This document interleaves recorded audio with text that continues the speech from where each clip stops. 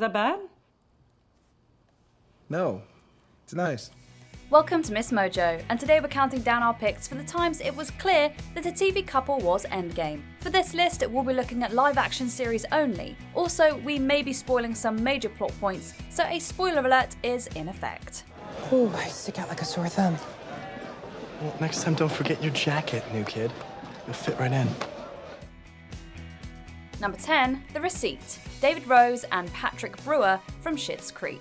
David Rose certainly had a vision for the general store he wanted to open. Unfortunately, he had no real business savvy to make it happen. So when he meets Patrick Brewer to see about a business license, it's kind of shocking how much patience the latter has for David's eccentricity. It's like a place where people can come and get coffee or drinks, but it's not a coffee shop, nor is it a bar. Okay, so we're pretty clear on what it's not. The two become business partners, but it isn't until Patrick has their first receipt framed for David's birthday that we see the sparks really fly between both of them. It's one of the first times we've ever seen the normally materialistic David get sentimental. That's when we knew it was a sure thing. Oh, it's just the receipt from our first sale at the store. This is not nothing. So thank you. Number 9, Carrie, You're the One. Carrie Bradshaw and Mr. Big from Sex and the City. Their relationship on the show started and ended like a modern-day fairy tale. Thanks a lot. Anytime.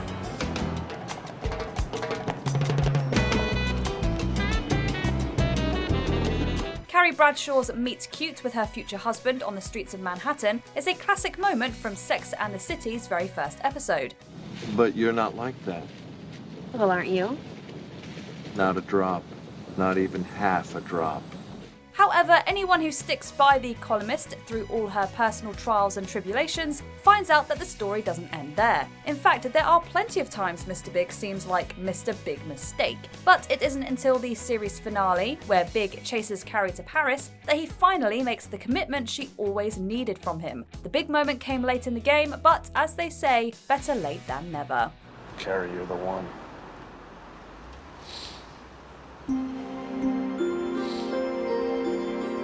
Oh, kiss me, you big crybaby.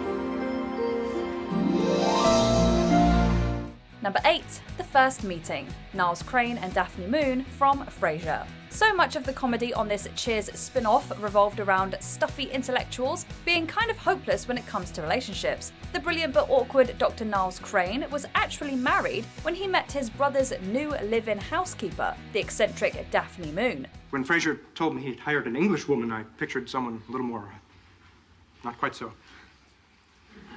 You're Daphne? By the end of the series, of course, Daphne would be his wife. While it was clear it was love at first sight for Niles, Daphne was a little slower on the uptake.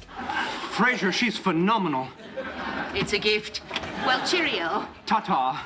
Still, from that first meeting, we knew this wouldn't fizzle out. It took years, but it made some great tension for several seasons and a super satisfying conclusion when they finally did get together. All right, let's go then.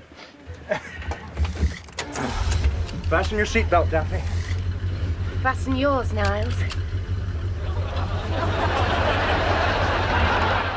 Number 7, Luke cleans up. Lorelai Gilmore and Luke Danes from Gilmore Girls. Any loyal fan knows that it took way too long for Lorelai Gilmore and Luke Danes to make things official. At first, the ruggedly handsome but disheveled diner owner is just that to Lorelai, the guy who pours her coffee. You have a problem. Yes, I do. Junkie. Angel, you've got wings, baby.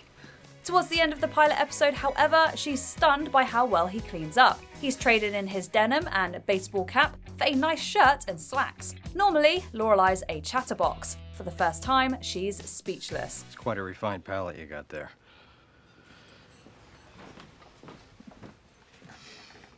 Behold the healing powers of a bath.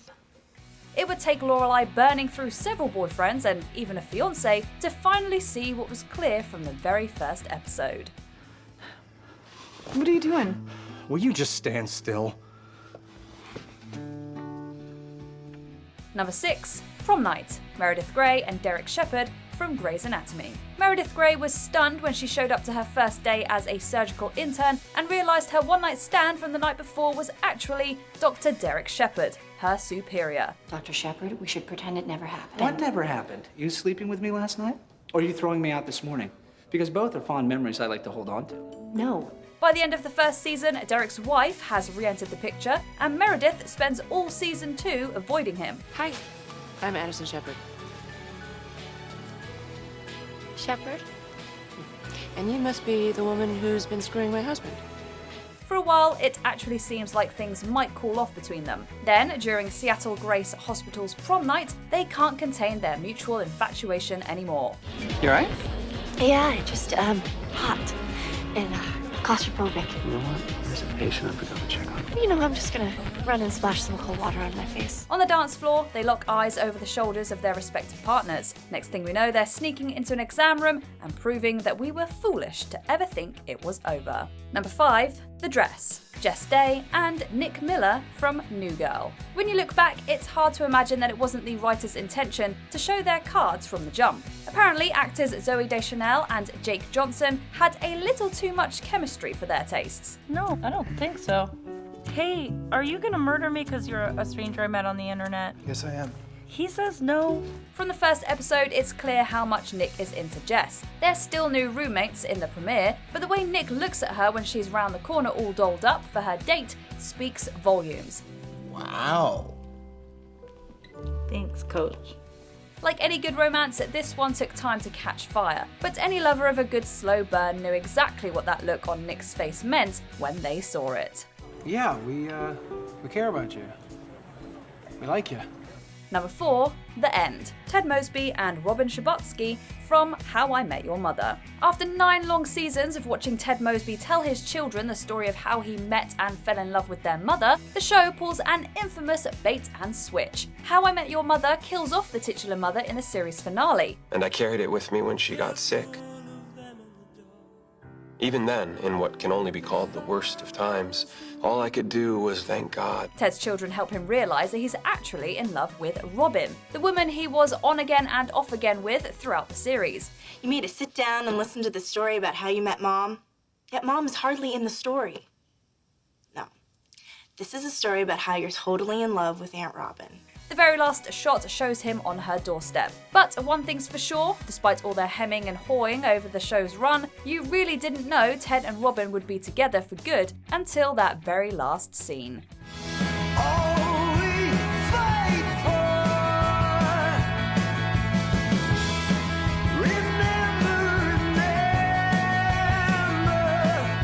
Number 3, Teenage Dream. Kurt Hummel and Blaine Anderson from Glee.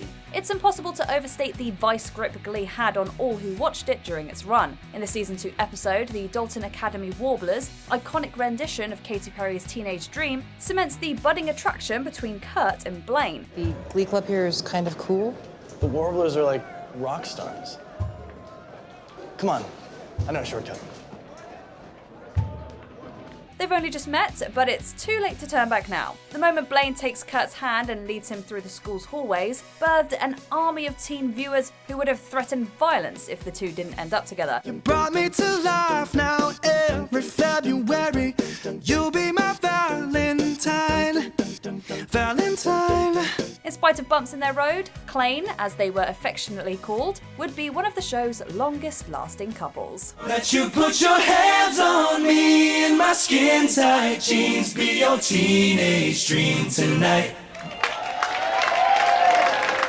Number 2, Mixed Berry Yogurt. Jim Halpert and Pam Beesly from The Office. A lot of shows use the mockumentary format. The Office itself is based on a British sitcom, but the American version really leans into the talking head interviews to give us a big picture view of what's really happening between co-workers, Jim Halpert and Pam Beesly. Yes, to them, their office banter isn't at all romantic, but we know Jim's into Pam as soon as he tells us her favourite flavour of yogurt. All this useless information in my head, you know?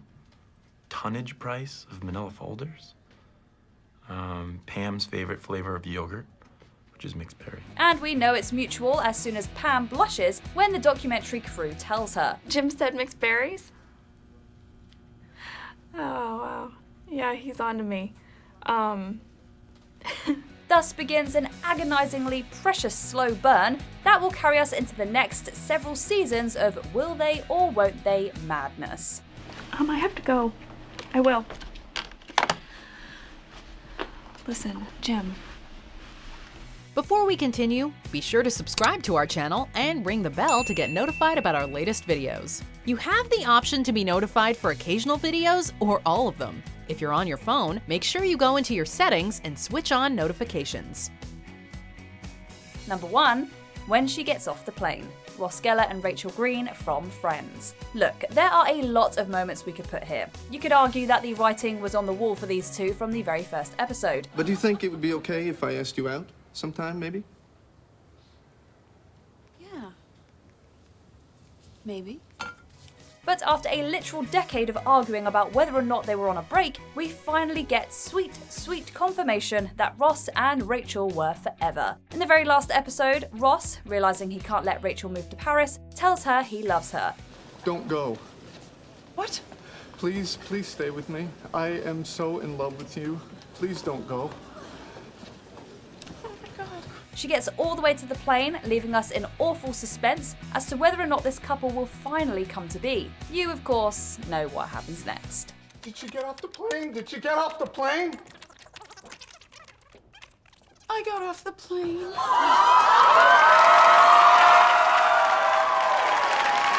Did we miss your favourite TV couple? Let us know in the comments. And listen to me babble. Which will end in 3, 2, 1. Do you agree with our picks? Check out this other recent clip from MsMojo. And be sure to subscribe and ring the bell to be notified about our latest videos.